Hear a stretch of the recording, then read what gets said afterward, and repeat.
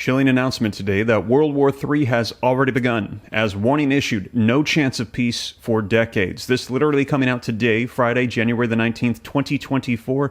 And take a look at the headlines coming out in the last 24 hours. World War III map shows the safest and most dangerous countries. I'm going to be sharing with you the maps so you can see where to be and where not to be during World War III, as growing insecurity and superpower rivalries are fueling concerns about the outbreak of global conflict. And take a look at more headlines coming out today. World War III has already begun for the West's enemies, from Russia to North Korea. We're all in this now. Putin enemy warns, and they're asking, when is the West, the United States, going to acknowledge the fact that the enemies of the United States are lining up for global conflict in World War III. And take a look. Pentagon insider warns we are on the brink of World War III after the latest Iran attack, this coming out on Wednesday. And also, in addition to that, World War III, NATO holds the biggest drill since the Cold War in preparation for global conflict coming World War III. Now, in addition to that, we've heard that one of the first things we can expect in World War III is cyber attacks against the everyday average person. I've got a video sponsor today that's going to be helping keep you safe. So let's go ahead and dive right in, get you caught up on the latest. And if you appreciate these updates, they're all cited in the description below. I'm going to put them on the screen for you. Do me a quick favor, smash the like button to stay up to date. It's totally free. Why not? Go ahead and hit the subscribe button, turn on that notification bell. But with that being said, let's go ahead and dive right in and get you caught up on the latest. But first, a word from today's video sponsor, Delete Me. Delete Me helped me realize that my personal data was being sold online by data brokers, and I had no idea. When I'd sign up for things, my address, my name, family members, my age, even my spouse's data was being exposed. All my data was being put out there, sold, and I had no idea. However, with Delete Me, I have the right to stay silent and private. Now, these data broker companies, by law, must stop selling your data, but only if you request it. However, there are literally hundreds of companies that could be doing this. That's where Delete Me comes in. They have a painless process of entering your information, and then they do the rest. They quickly scan all of the companies on the web selling data to see where you are listed and request that your data be removed on your behalf. You literally have to do nothing except for sit back and watch your data be removed from lists. Delete Me reviewed over 8,000 listings and removed my data from over 50 data brokers online, saving me 6.5 hours of searching and 4.5 hours of removal requests. So act now. Use my link in the description below to get your data offline today and save 20% using coupon code SteveRam. And again, thanks to today's video sponsor, Delete Me. Alright, so let's take a look at this article that came out today about this warning for World War III and how it has already begun. The article says, in a sobering gathering of international experts at the Foreign Strategy Conference on UK and Global Security, Scenario After the War Between Ukraine and Russia, in central London today, dire warnings echoed through the halls as scholars and veterans dissected the complexity of the ongoing conflict.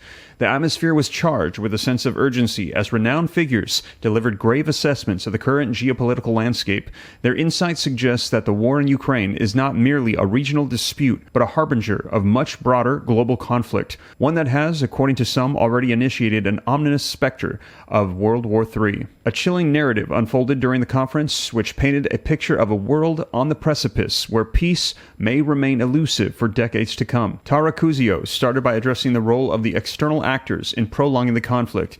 He emphasized the impact of President Biden's policies on military aid to Ukraine. He said, "War would have been over if Biden didn't push on this drip-drip policy on military aid to Ukraine, same as Macron." Let me know your thoughts in the comments down below. Should the United States no longer support the war between Russia and Ukraine? Kuzio drew attention to the stark difference in the approaches of various nations, pointing out that the UK openly supported the defeat of Russia. This is not just a war about Ukraine. The foundation of this war is that Ukraine doesn't exist, Kuzio claimed, urging the international community to revisit Putin's 2007 Munich speech, which was largely ignored. Kuzio's alarming statements continued, claiming that Russia and Iran shared the goal of eradicating Ukraine and Israel from the face of the earth. He added that these countries perceive themselves to be at war, while Western governments, particularly the Biden administration, are seemingly oblivious. For them, World War III has already begun. Now, Alexander Osipov offered a broad perspective on the conflict, emphasizing the intercontinental nature of the ongoing war.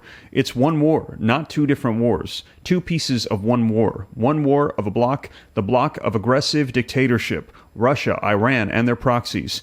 He identified China as the current leader of this bloc and stressed the need for the united front of democratic countries worldwide, so unifying to fight against these groups. The main aim today is to destroy Russia's military force, not to achieve peace, he claimed, expressing skepticism about the possibility of political change in Russia. He labeled the Russian state as inherently distractive and suggested that the global community's duty is to oppose this bloc of aggressive dictatorship.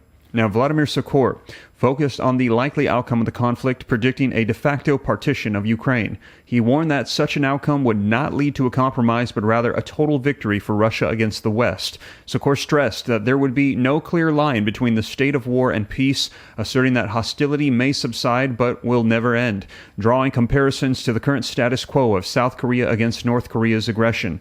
There will be no state of peace. Ukraine will be granted consolation prizes. The war will continue without end, Sokor said. He highlighted the impracticality of offering Ukraine fast-track integration into Europe after the war, as the war in Ukraine is multidimensional and likely to persist even after the ceasefire. Now, in addition to that, 2 days ago, we heard that the Pentagon had an insider that warned that we are on the brink of World War III after the latest Iranian attacks.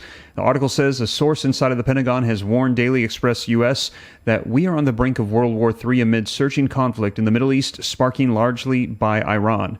The warning comes as the Iranian-backed proxies. They destabilize the Middle East by attacking Israel and the U.S. targets, as well as international shipping in the region.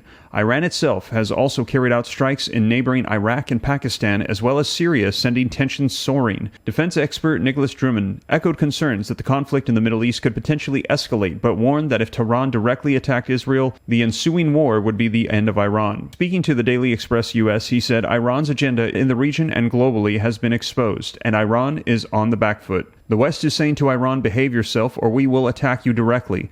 I think it's highly possible that if Iran continues to act through proxies or to act directly that threatens Western interests, we could see military action taken against Iran, and that would be a major conflict in the Middle East.